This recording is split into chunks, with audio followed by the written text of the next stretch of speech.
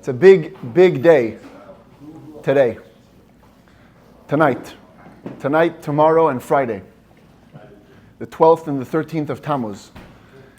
It's one of the highest days, celebrated days on the Chabad Hasidic calendar.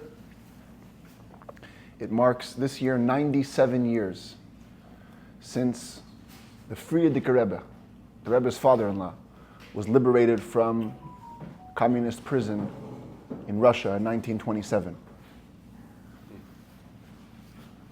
He was imprisoned for his fierce battle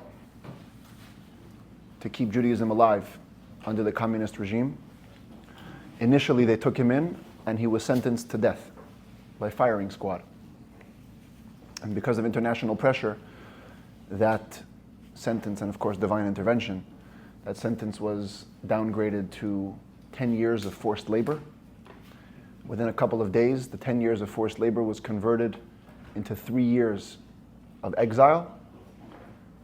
And within a couple of days, the entire decree was rescinded and he was freed. It was miraculous beyond any stretch of the imagination. And as a result of that, the Frierdiker Rebbe was forced to leave Russia. That was part of the condition. We'll free you, you have to leave Russia. He moved to Poland and ultimately to the United States. And the Rebbe saw this holiday as the beginning of the Jewish revival in America, because as a direct result of these events, the Frierdiker Rebbe was empowered to continue doing his work on a much bigger scale than before. As, by the way, happened throughout Chabad history, every time there was a setback, the result of the redemption always brought a renewed vigor and a whole new approach to doing what we've been doing till then with extra success. We actually say Good Yom Tov, it's a holiday today, literally, in that sense. The Frierdiker Rebbe, on the first anniversary of his redemption, 1928, he wrote a letter, which the Rebbe would quote non-stop around this time. The Frierdiker Rebbe wrote a very famous line. He said, "It wasn't only me that was redeemed by Hashem on this day, but every single Jew who cherishes the Torah, guards the mitzvahs, and even somebody that B'Shem Yisrael Yichuneh."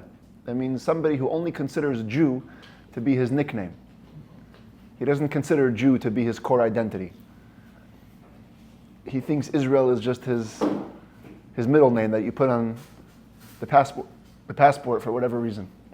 Even he, and maybe especially he, experienced redemption, because on this day, if not literally, we shudder to think about it, but had the Russians carried out their plans with the Frierdiker Rebbe, that would have been the end of Judaism in Russia at the time. There's no question about it. He ran a network of over 600 underground schools, mikvahs, you name it, literally keeping the embers of Judaism alive, and there was nobody else doing that work. And we shouldn't even consider the results on that end. But with the redemption came the future, and ultimately the future all around the world. So it's a very, very big holiday. As a matter of fact, we don't say Tachanun, the confessional prayers that we say every day. The Chabad custom is that tomorrow and Friday, we don't say those prayers. It's literally a day of rejoicing. And as we wrote on the text, we're going to do Tanya class because it's Wednesday, so we're going to keep the Tanya. But afterwards, we'll take a short break for Ma'ariv, and those that want to stay afterwards will continue and do a little more farbringen on the topic of and the lessons of Yud Beis Tamuz. Nevertheless, by divine providence, the Tanya is connected to some of the events related to Yud Beis Tamuz. So I want to begin with an episode that will put into context what we're going to be talking about tonight. The actual events of the incarceration of the Frierdiker Rebbe took place in the summer of 1927. But it didn't happen in a vacuum. There was a context to what led to this. The Rebbe Rashab, the fifth Chabad Rebbe, the Frierdiker Rebbe's father, passed away in 1920. And before he passed, he said to his son, he said, Yosef Yitzchak, I'm named for him, by the way. My name is Yitzchak, is his name, the Frierdiker Rebbe, Yosef Yitzchak.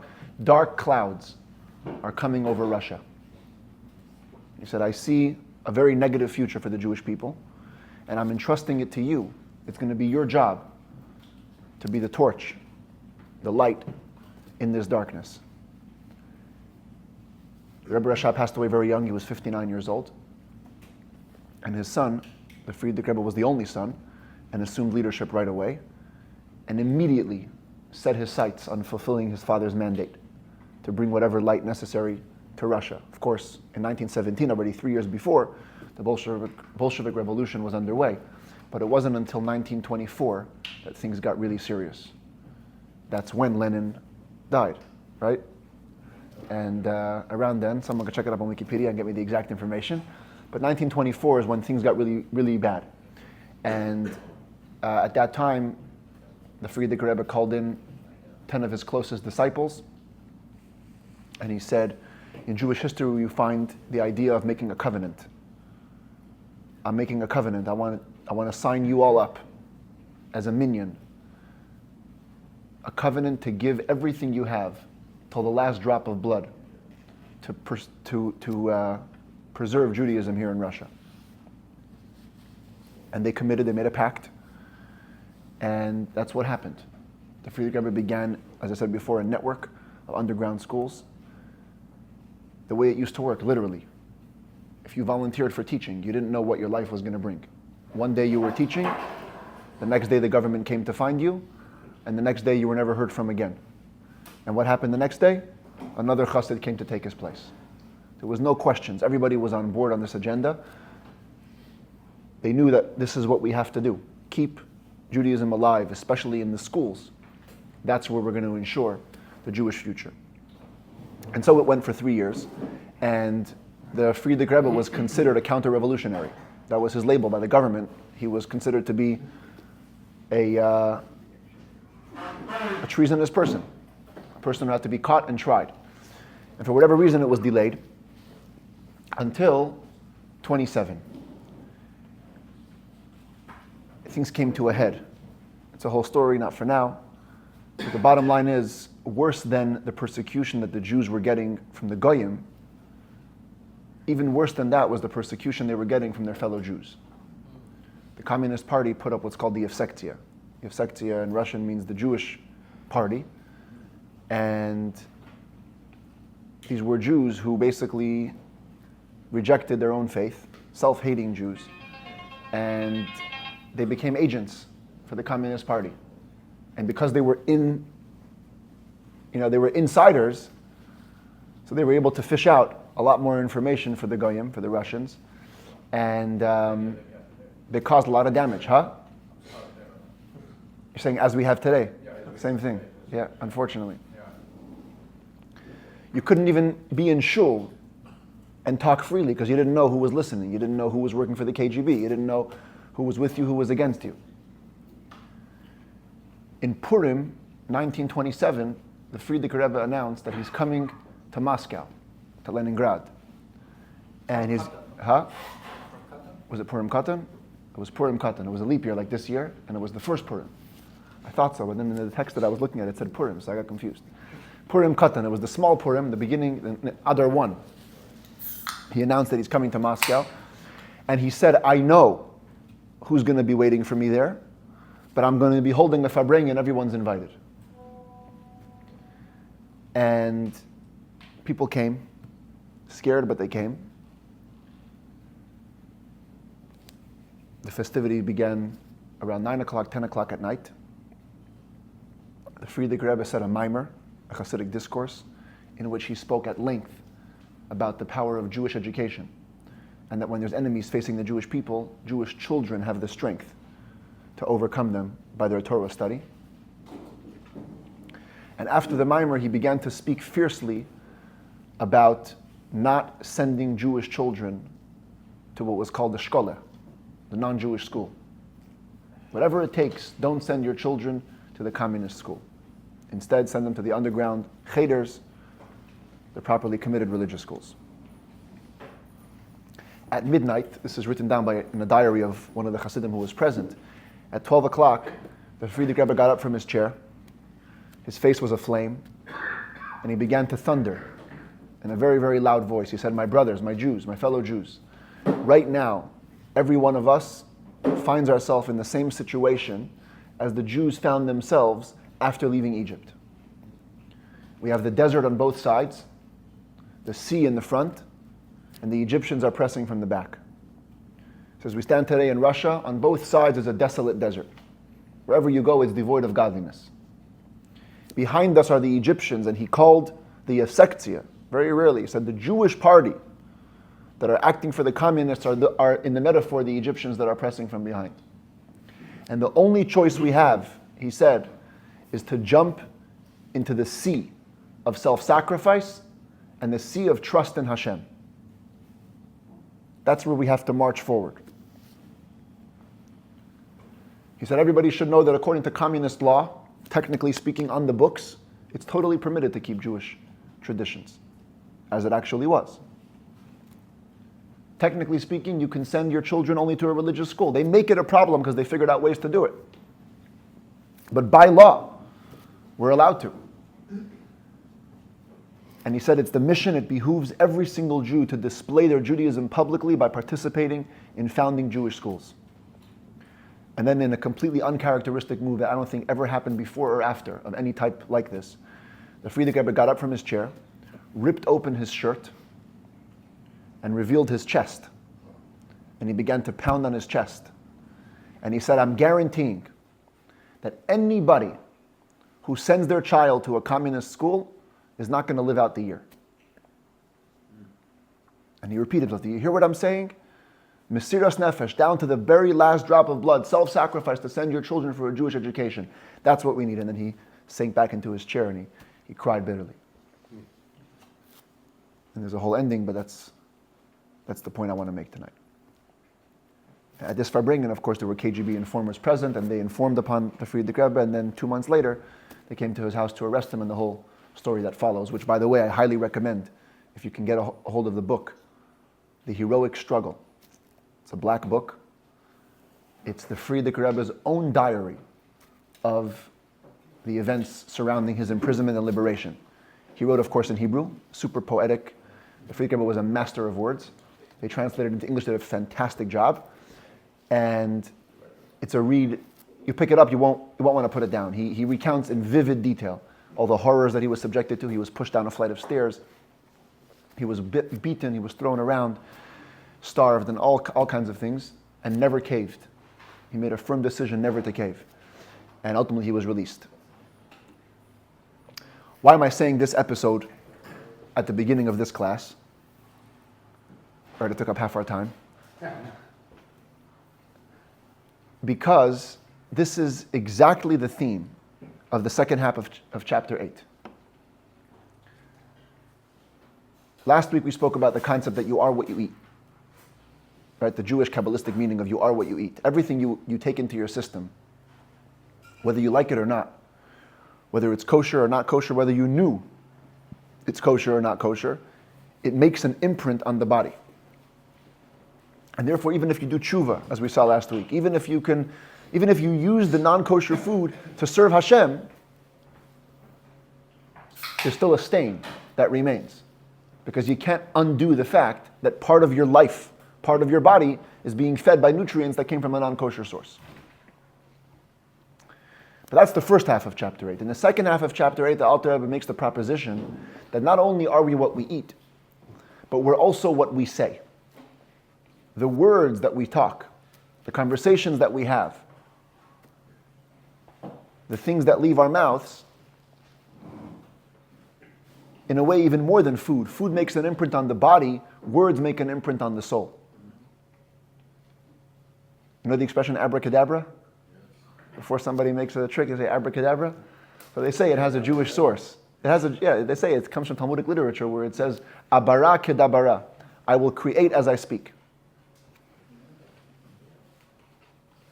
First of all, because magicians do that, right? They talk and then they make things happen, they pull a bird out of a hat. But we believe, as Jews, that we actually create realities when we speak. If one person says negative talk to another about a third, there's a negative energy that's been released. And it has these effects. I think I told a story once that's recounted in the Hayom Yom, where the Baal Shem Tov was sitting around with his students. And there were two people having a fight in the shul. And one person said to the other, in anger, I'll tear you apart like a fish. And the Baal Shem Tov paused. He put his hands on the students nearest him. And he said, everybody put their hands on the students nearest them. They formed a circle. As soon as the circle was completed, the students began to scream. They actually envisioned, they saw this man ripping apart the other person like a fish. And the Baal Shem Tov said, don't underestimate the power of your words. You say something, on some level, it's actually taking place. We believe this even today in terms of our attitude. With mental health and all this discovery, we learn. A person gives himself positive messaging, there's positive energies that are released. A person gives himself negative messaging, down talk, we actually become a self-fulfilling prophecy of that speech. So you are what you eat, and you also are what you say. But more than everything, you are what you let into your mind. The climax of this chapter, the Alter Rebbe says, is you are what you allow yourself to study and pursue. Because more than behavior and more than speech, what you allow into your brain shapes your paradigm. It literally creates the way you think. The way you think shapes your values, and then your values bounce right back into behavior. So you can mess up on a behavior, sure, and there may be a lingering effect on that.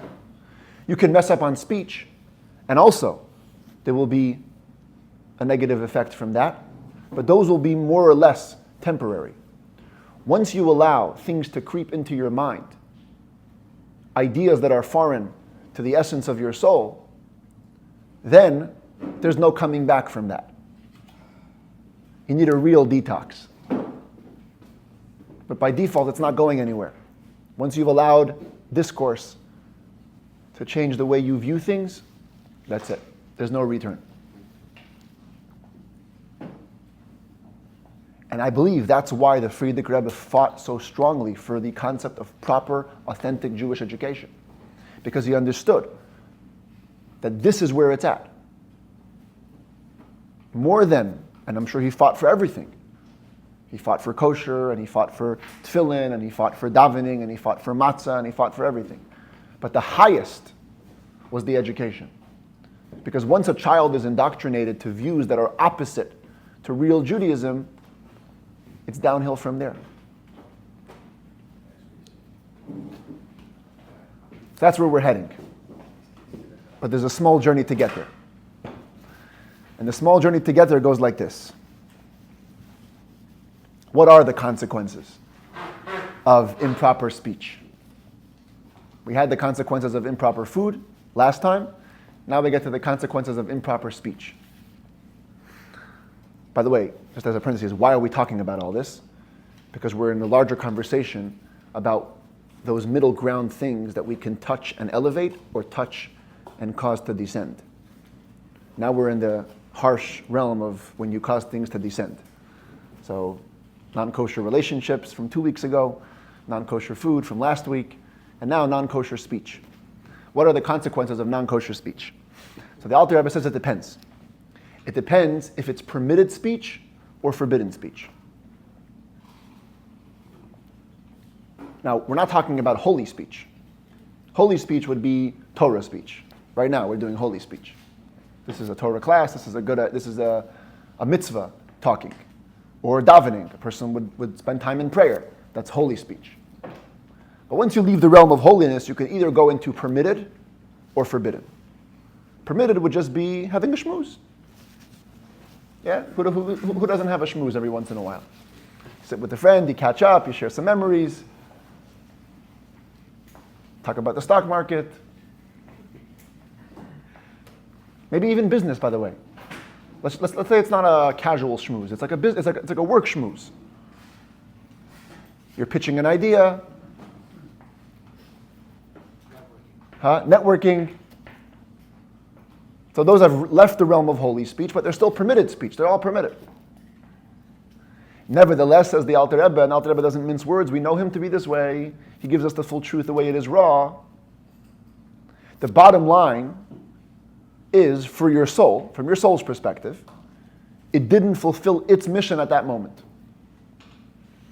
It was just doing a schmooze. And that leaves a mark on the soul. Like non-kosher food leaves a mark on the body, I'm calling it non-kosher just because it's not mitzvah. But permitted wasteful speech leaves a mark on the soul. And because of that, the consequence is, after death, the Kabbalah says, the Zohar says, the soul needs to go through the slingshot. Kaf hakela, it's called. What's the slingshot?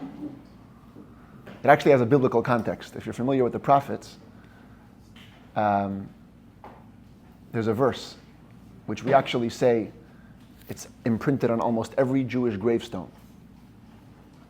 If you look at the bottom of every Jewish gravestone, there's usually 5 letters. Taf nun sadik bet hey. Tehei nafshot tzrura b'tzror ha'chaim. Let his soul be bound in the bond of life. This is actually a biblical wish that was given, I forget by who to who exactly right now. Avshalom maybe? Anyway, somebody in the book of Shmuel, the wish was, let the soul of my master be bound in the bond of life, and the soul of your enemies, let them go into the slingshot. That's what it says. Nefesh oivecha yikal'ena b'toch kaf hakala. That's the first time this kaf hakela is mentioned. What exactly is the experience of kaf hakela? So the Talmud says this is the experience. This is not even Zohar, this is Talmud straight up in the Tractate Shabbat. It says that the soul ascends on high. One angel stands at one edge of the world. Another angel stands at the other edge of the world. And they throw the soul from one edge to the other. That's the slingshot. Now, of course, you see a piece of Talmud like this, it's obviously metaphor. Right? We understand we have to find the deeper meaning. What does it mean? An angel on this edge, an angel on that edge, they're throwing souls from here to there, they're playing ball. Huh? It's a long slingshot. It's a long slingshot, obviously, if it can fly for that distance. So, there's 2 general explanations for this. They pretty much boil down to the same theme.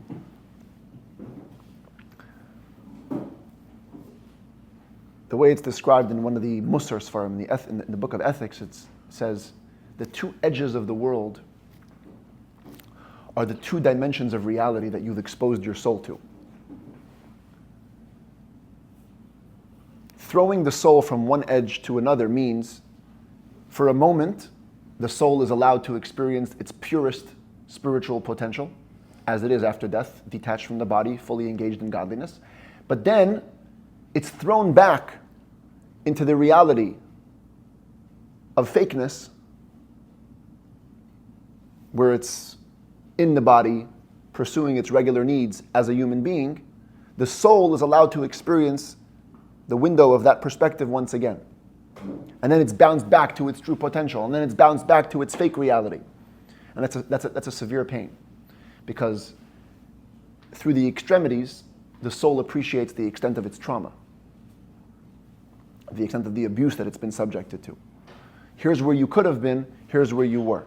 Here's where you could have been, here's where you were, in the very same second. The way the Alter Rebbe himself describes it elsewhere in the Kutei Torah in a different discourse, he says, the soul is subjected to an extreme pain by being thrown back into a fake reality. That's the throwing. Even in English we use the expression, it was thrown back to reality. We use that. It wasn't a physical throw, obviously, but it means in concept. You came back to the awareness. So the soul is dumped in and then pulled out, which is a very severe pain. The way I understand it, by the way, this is my own commentary, it's not in the Tanya, but today with the advance of all this, of all of psychology, and especially with psychedelics that we hear about today, and I'm not endorsing it, this is, leave it, everyone should get advice on their own guidance, but hearing from people that have been through these experiences, what they say is that the biggest redemption comes for them when they revisit moments where trauma altered their consciousness.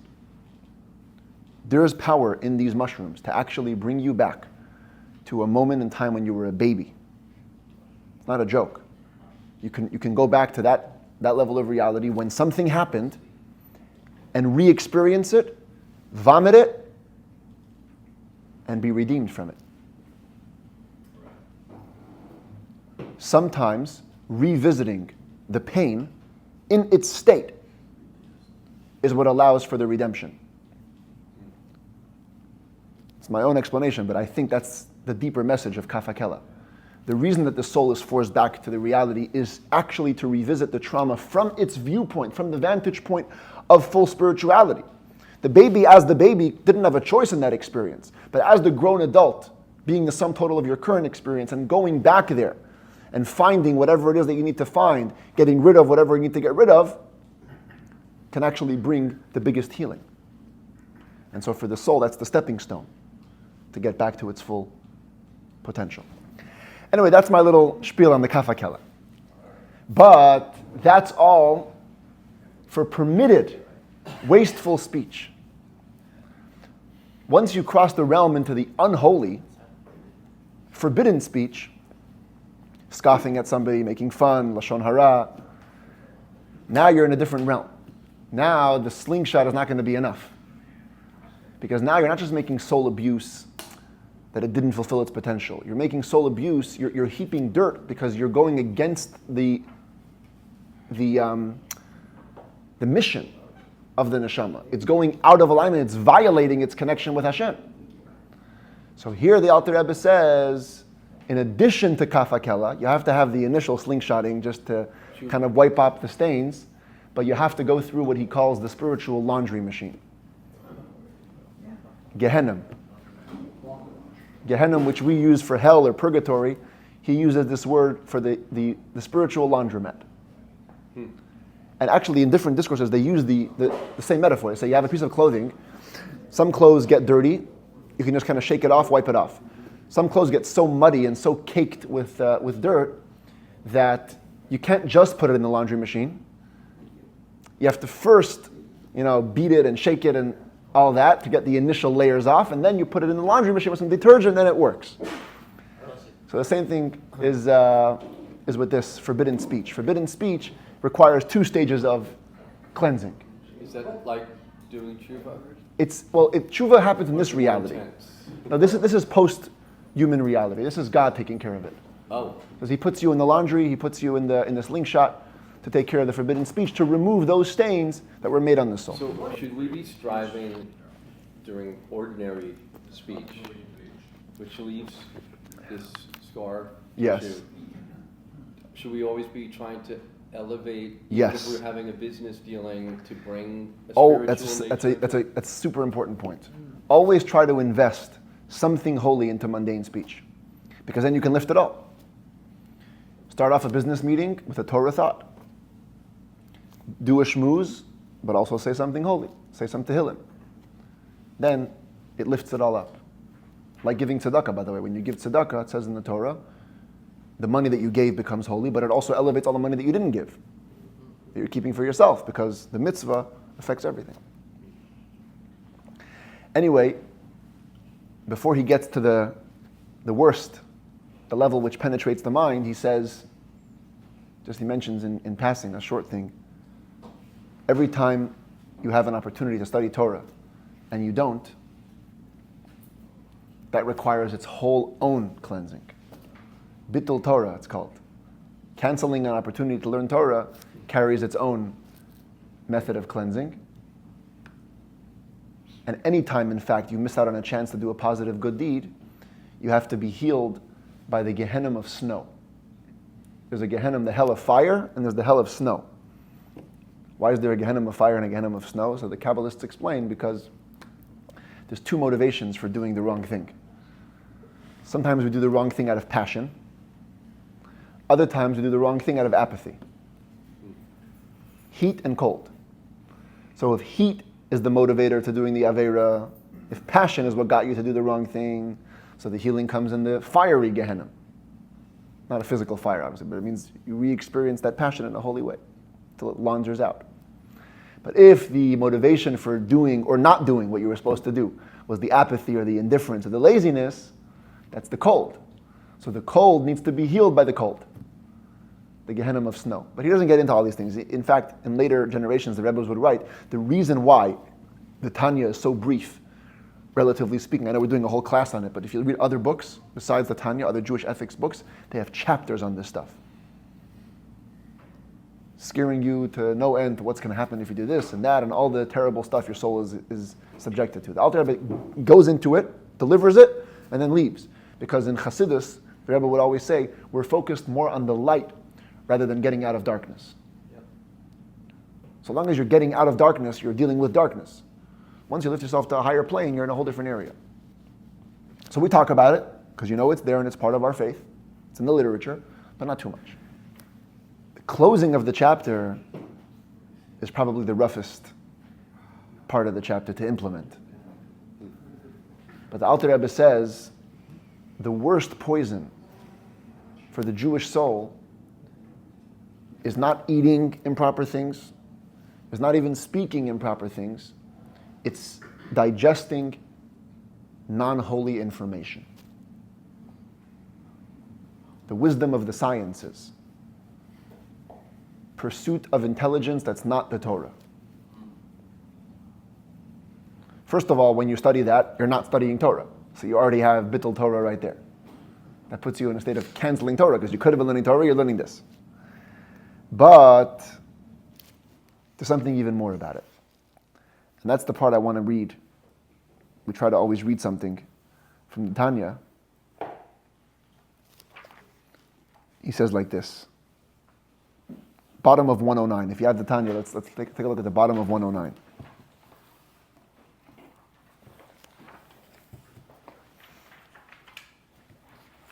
Literally the last two lines. He contrasts empty talk versus taking in, these secular studies. He says, but worthless discussions, the bottom paragraph, worthless discussions will not contaminate the intellectual faculties of Chokhmah, Bina, and Das in your divine soul. Top of 110. Because worthless discussions are words of nonsense and ignorance. The proof of this being that even fools and the uneducated can speak that way. It doesn't take much, in other words, to speak empty. So it doesn't take much to speak empty, so the effect is not so deep. Secular wisdom, however, next paragraph, does influence and contaminate the intellectual faculties of Chokhmah, Bina, and Das of your divine soul with the impurity of Klipas Noga in these forms of wisdom. There's an inherent impurity. He doesn't call it the three lower Klipas, but there's a Klipas Noga, there's a shell element to studying secular wisdom. See, he says in the next paragraph, we're not speaking here of idolatrous or heretical wisdom. That's like terrible. But of general knowledge that has no anti-religious content. Why should mathematics or medicine, for example, be contaminating for the soul? To answer this question, the Tanya draws on a Kabbalistic teaching. What's the Kabbalistic teaching? So he gets into it, but he says, let's just read the short paragraph there. Secular wisdom has fallen there to the realm of Klipas Noga through Shviras HaKelim, shattering of the vessels. Okay, we can read the whole commentary, we're not going to go into it, but basically, there's a metaphor that describes the pre-reality in which there was vessels that were formed and then they were shattered. It was a model that Hashem was kind of toying with for the world that ultimately didn't work. It exploded or imploded. And the remnants of it remain in this world. And secular wisdom is from there. It's the broken vessels. Was that what the Big Bang was? Well, Oppenheimer. That's the Jewish Big Bang. And so because they're fallen remains of a rejected reality, so they have a contaminating effect on the soul. And more importantly, they have a contaminating effect on the soul because, as I said before, these ideas change the way you think. They go into your wiring and they begin to program you. Too much secular studies, it will make you into a secular person. That's how it works.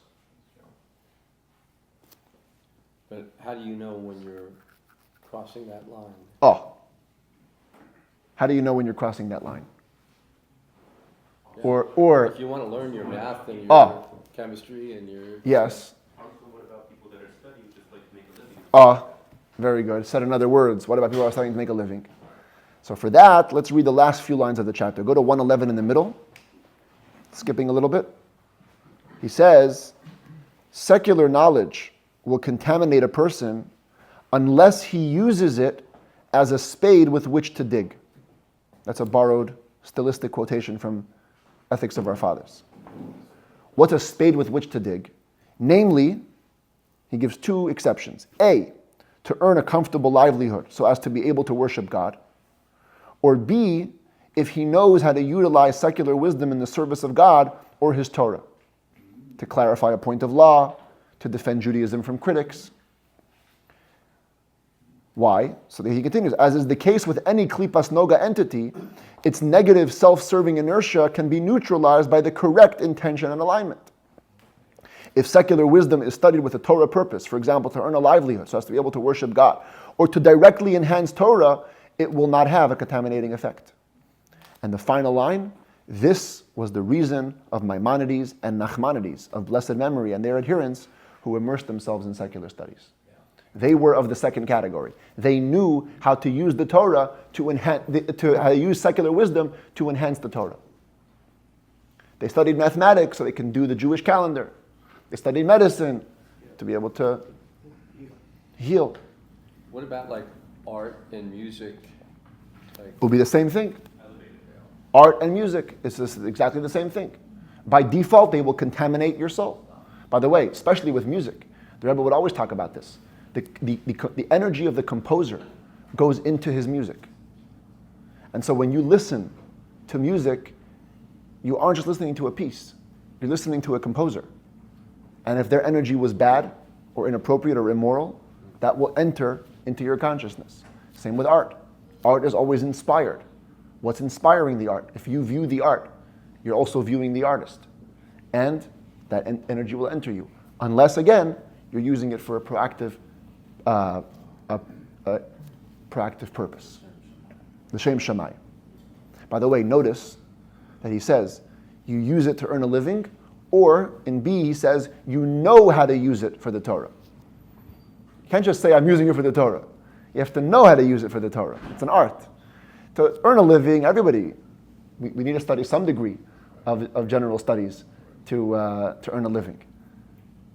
But just to say I'm learning for the Torah, no, you have to be up there with people that know it. And by the way, the Rebbe would always, this is why the Rebbe campaigned in the 50s so much, to avoid teaching children general studies whenever possible. I studied Torah personally in class from 1st to 8th grade all day. We never did math, history, science. All of that came later. When it's time to earn a living, when it's time to know how to enhance the Torah. At all costs, the Rebbe said, what's called chinuch al taras hakodesh. We should educate on the purest level of holiness. There's no reason that a child has to be exposed to any of these things. It doesn't serve any purpose. In explaining a piece of Talmud, you can throw in some math, of course. But it's the opposite. It's not learning math so I can understand Talmud. It's I'm learning Talmud and I have to also understand a little bit of math. Everything is from the context of holiness.